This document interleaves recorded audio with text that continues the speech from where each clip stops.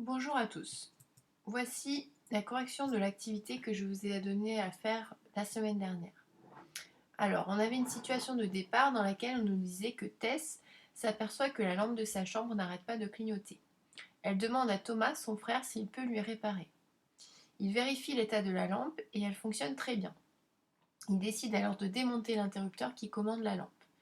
Il éteint la lampe en actionnant l'interrupteur et commence à vouloir démonter l'interrupteur. Tess lui crie: Arrête, c'est du 230 volts, c'est dangereux, même si l'interrupteur est ouvert, il y a une tension à ces bornes.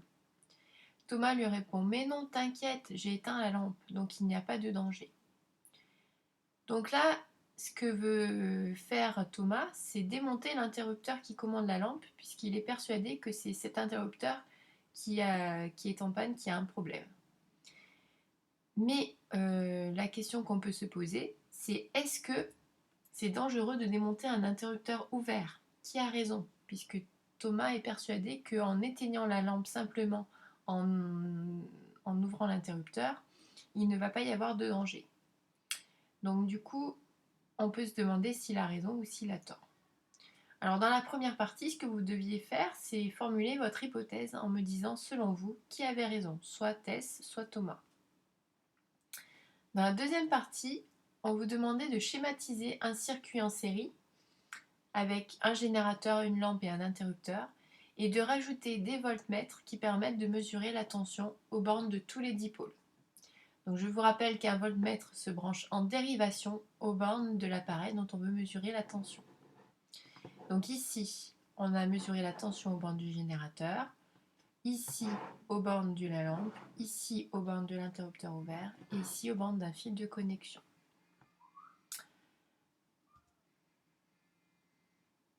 Voici les résultats de l'expérience.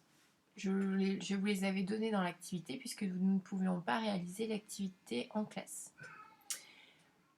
Donc, à partir de ces résultats, on vous demandait d'interpréter.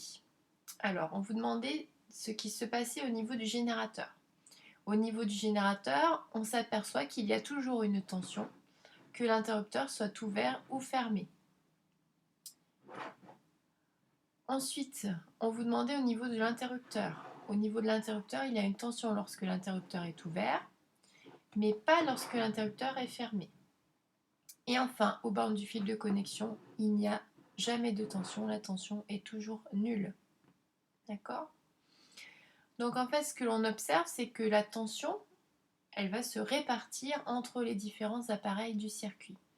Il y a toujours 6 volts aux bornes du générateur, que l'interrupteur soit ouvert ou fermé, et ces 6 volts vont se répartir entre guillemets entre les dipôles du circuit.